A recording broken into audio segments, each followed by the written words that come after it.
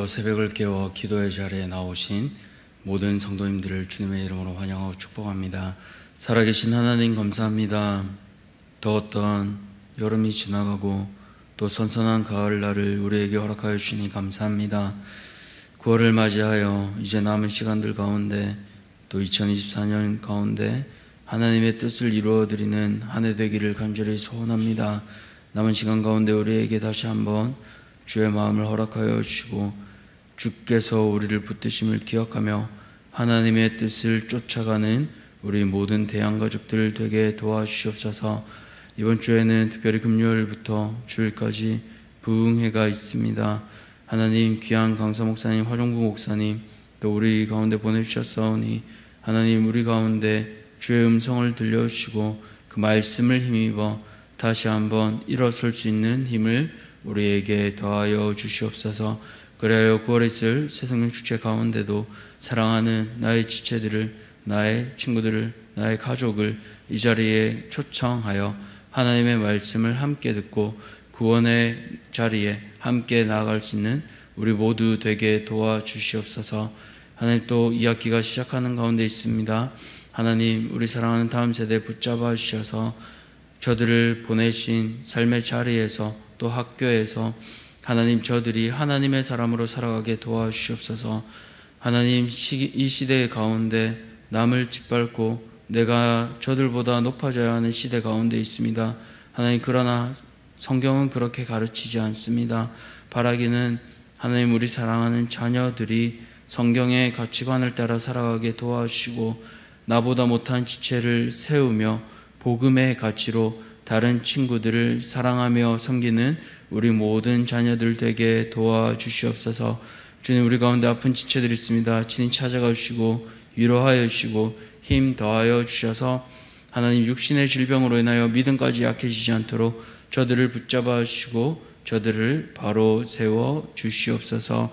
이제 주의 귀한 말씀 듣습니다. 오늘 하루 가운데도 말씀 가운데 순종할 수 있는 힘도 우리 모두에게 허락하여 주시옵소서.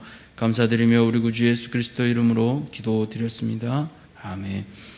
오늘 하나님께서 우리에게 주시는 말씀은 이사야 37장 1절에서 7절까지 말씀, 이사야 37장 1절에서 7절까지 말씀입니다.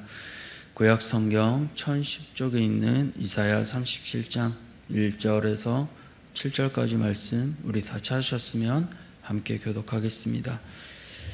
히스기야 왕이 듣고 자기의 옷을 찢고 굵은 베옷을 입고 여호와의 전으로 갔고 왕궁 맡은 자 엘리야김과 서기관 셈나와 제사장 중 어른들도 아모스의 아들 선지자 이사야에게로 보내매 그들이 이사야에게 이르되 히스기야의 말씀에 오늘은 환난과 책벌과 능욕의 날이라 아이를 낳으려 하나 해산할 힘이 없음 같도다.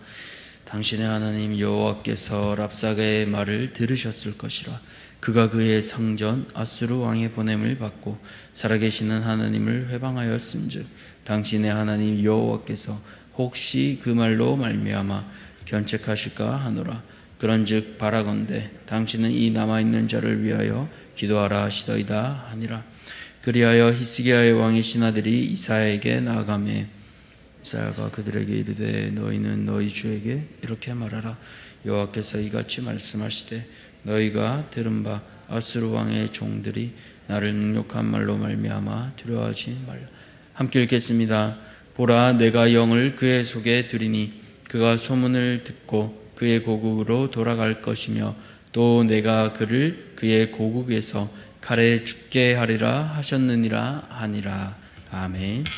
오늘 위기 앞에 그리스도인의 전략이, 위기 앞에 그리스도인의 전략이라는 제목으로 말씀을 함께 나누고자 합니다.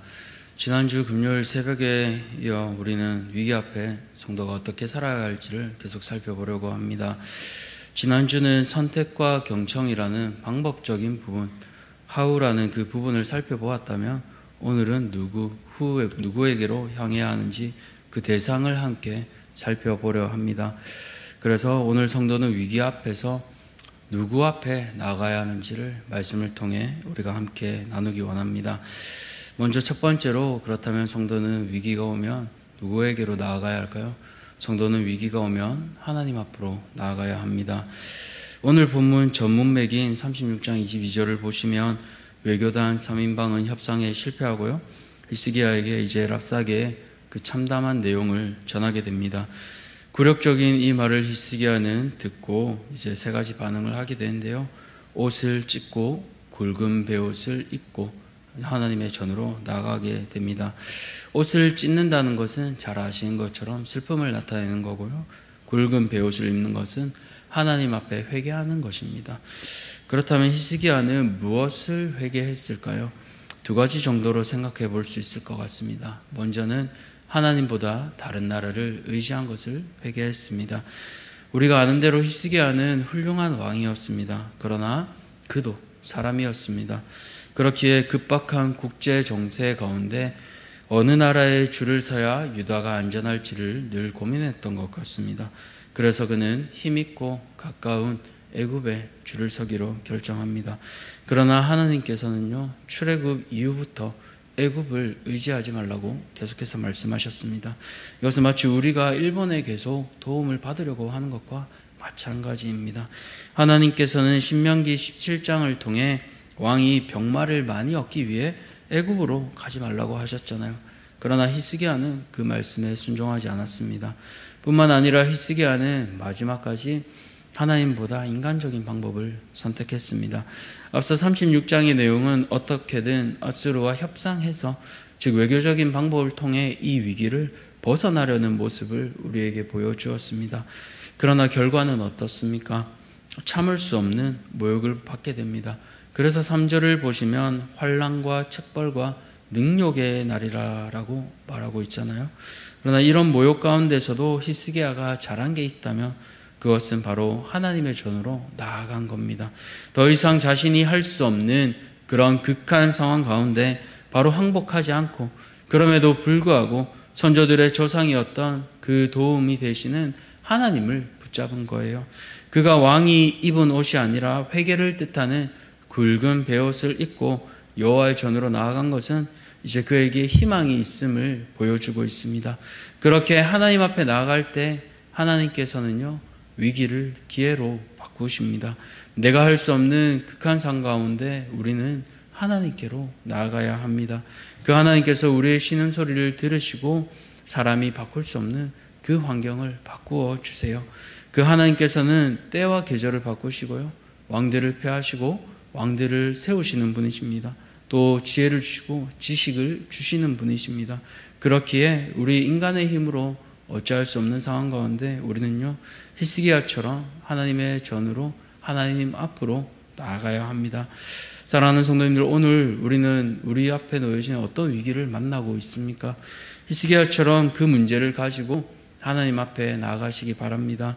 하나님께서는 위기를 기회로 바꾸시는 분이십니다.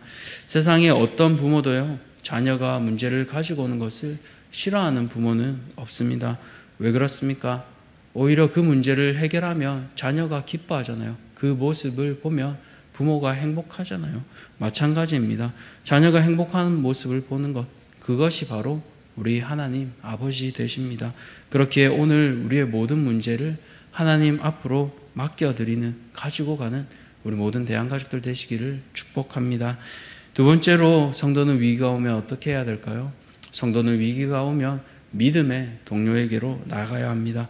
먼저 1절에서 히스기야는 자신이 하나님께로 나아가는 모습을 보여주었습니다. 그런데 이제 2절부터 보시면 공동체가 함께하는 모습을 보여줍니다. 앞서 외교단 3인방과 더불어서요, 이제 2절을 보시면 원로 제사장들까지 국가의 어려움 앞에 함께 회개하는 모습으로 베옷을 입습니다. 그리고 누구에게로 나아갑니까? 선지자인 이사야에게로 나아가잖아요. 이제 지금의 어려운 그 위기 상황을 선지자에게 전해줍니다. 아이를 낳으려 하나 해산할 힘이 없음 같도다. 아이를 낳으려 하는데 힘이 없으면 어떻게 됩니까? 잘못하면 아이와 산모 모두 죽게 되는 위험한 상황을 맞게 됩니다. 이렇게 상황이 어렵기에 히스기야는요, 지도자임에도 불구하고 그 체면을 내려놓고 선지자인 이사야에게 중보 기도를 요청하는데요. 또 랍사게가 살아계시는 하나님을 모욕하였기에 하나님께서 그를 심판하시기를 요청하고 있습니다. 이 히스기야의 요청을 들은 이사야는 어떻게 반응합니까? 너희가 들은 바 아수르 왕의 종들이 나를 능욕한 말로 말미암아 두려워하지 말라라고 그 하나님의 음성을 다시 전해주고 있습니다. 하나님께서는 두려운 상황 가운데요, 믿음의 동료들을 통해서 그분의 말씀을 전해주십니다. 또 위로해 주십니다. 두려워하지 말라라고 말씀하고 계세요. 근데 오늘 본문을 자세히 살펴보시면요, 이 듣다라는 말이 4번 나옵니다. 첫 번째로 히스기야 왕이 모욕의 말을 들었고 하나님께서 랍사게의 모욕을 들으셨습니다. 그리고 이스라엘 공동체도 모욕의 말을 들었습니다. 이제 이 말을 들은 사람들은 두려워하고 떨지만 하나님께서는 두려워하지 말라고 하셨습니다. 왜 그렇습니까? 우리 7절 말씀 함께 읽겠습니다. 시작. 보라, 내가 그 영을 그의 속에 두르니 그가 소문을 듣고 그의 고국으로 돌아갈 것이며 또 내가 그를 그의 고국에서 칼에 죽게 하리라 하셨느니라 하니라. 아멘. 그렇습니다. 하나님께서는 먼저 히스기야의 말을 들으셨습니다. 또한 랍사게의 비방도 들으셨습니다. 사람이 들을 때는 이 소리들은 모두 위협의 소리입니다. 공포의 소리로 들리지만 하나님께서 이제 그 말의 장본인인 사네립이 듣게 하세요. 시간이 지나면 구스 왕이 사네립에 맞서 싸우려 할 것입니다. 지금까지 자신이 최고인 줄 알았던 이 사네립은 다 잡은 유다를 놔두고 다시 고국으로 돌아가게 될 것입니다. 그리고 그곳에서 하나님께서 이사야를 통해 예언하신 것처럼 자신의 아들들에게 비참한 최후를 맞이하게 될 것입니다. 어떻게 이런 일이 일어났습니까? 그것은 히스기야가 혼자 끙끙 앓은 게 아니라 어려운 가운데 신앙의 동료들에게 이 어려움을 나누었기 때문입니다. 때로 우리는 혼자 하나님 앞에 단독자로 서야 할 때가 있습니다. 그러나 어떤 때는요, 혼자가 아니라 기도를 요청해야 할 때도 있습니다. 하나님께서는 우리를 혼자가 아니라요, 공동체로 부르셨습니다. 교회로 부르셨습니다. 교회로 하나 되게 하셨습니다. 또 구역으로 모이게 하신 이유도, 전도회로 부르신 이유도요, 이 같은 슬픔과 어려움을 함께 나누고 기도하게 하기 위해서입니다. 사랑하는 성도님들, 오늘 우리 가운데 어떤 어려움이 있습니까?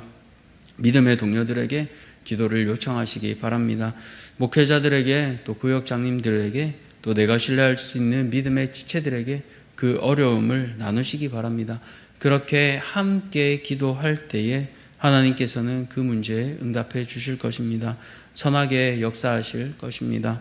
그렇기에 우리의 어려움을 혼자 짊어지지 마시고 함께 나누며 그 기도의 역사를 응답받는 우리 모든 대한가족들 되시기를 축복합니다. 말씀을 맺겠습니다. 위기 앞에 성도는 먼저 하나님 앞에 나아가야 합니다. 지금까지 다른 것을 의지하셨다면 이제는 인간적인 방법이 아니라 하나님 앞에 나아가시기 바랍니다. 하나님 앞에 모든 문제를 올려드릴 때 하나님께서 해결해 주실 것입니다. 또 두 번째로 혼자가 아니라 짐을 함께 나누시기 바랍니다. 우리를 대양가족으로 부르심은 서로를 위로하고 함께 짐을 나누기 위해서입니다. 그렇기에 오늘 나 혼자가 아니라 지체를 위해 함께 기도하며 우리의 그 어려움을 위해 함께 짐을 나누고 기도하는 우리 모든 대한가족들 되시기를 축복합니다. 기도하겠습니다. 살아계신 하나님 감사합니다. 오늘 위기 가운데 그리스도인들은, 성도들은 어떻게 해야 할지, 누구에게로 나아가야 할지 다시 한번 말씀을 통해 살펴보게 됩니다. 하나님, 위기 앞에 올 때 우리는 우리의 모든 체면을 내려놓고 하나님 앞에 나아가야 하는 것을 히스기야 왕을 통해 보았습니다. 하나님 앞에 나아갈 때 우리가 돌이킬 것들, 회개할 것들 돌아보게 하시고 하나님 앞에 맡겨드릴 때 주께서 해결하시는 그 믿음을 가지고 하나님의 전으로 나아가는 우리 모든 성도들 되게 도와주시옵소서. 또한 하나님, 우리를 혼자가 아니라 함께 우리를 공동체로 부르셨습니다. 주님, 먼저 나의 어려움을 다른 지체들에게 나눌 수 있는 용기를 주십시오. 그러나 하나님, 또 우리가 다른 지체로서 그 지체의 아픔을 듣고 그 기도 제목을 또 하나님 다른 곳에 전하는 것이 아니라 나에게 맡겨주신 그 비밀의 내용을 잘 지키며 위로하며 오히려 이 나눔으로 인해 그 어려움을 나눈 지체가 시험 들지 않도록 우리의 성숙함을 주님께서 도와주시옵소서. 그리하여 날마다 구역 가운데 또 우리 공동체 가운데 누구에게든지 비밀을 지키며 나눌 수 있는 믿음의 공동체 되게 하여 주시고 서로를 돌아보아 함께 주 안에서 지어져가는 우리 사랑하는 모든 대한가족들 되게 도와주시옵소서. 모든 것들 감사드리오며 우리 구주 예수 그리스도 이름으로 기도드렸습니다. 아멘. 하늘에 계신 우리 아버지여, 이름이 거룩히 여김을 받으시오며 나라가 임하시오며 뜻이 하늘에서 이루어진 것 같이 땅에서도 이루어지이다. 오늘 우리에게 일용할 양식을 주셨고 우리가 우리에게 죄 지은 자를 사하여 준 것 같이 우리 죄를 사하여 주시옵고 우리를 시험에 들게 하지 마시옵고 다만 악에서 구하시옵소서. 나라와 권세와 영광이 아버지께 영원히 있사옵나이다. 아멘. 오늘은 잠비아에 계신 우리 김지혜 선교사님을 위해 함께 기도하겠습니다. 첫 번째로 교회 개척과 지도자 양육과 주일학교를 위해, 두 번째로 선교사님들과 현지인 동료들이 하나 되어 팀 사역이 잘 이루어지도록, 마지막으로 공부 중인 과정이 잘 마무리되어 더 잘 섬겨갈 수 있도록 잠비아에 있는 김지혜 선교사님을 위해 함께 기도하시고요. 또 우리 개인의 기도 제목을 가지고 함께 기도의 자리로 나아가겠습니다. 함께 기도하겠습니다.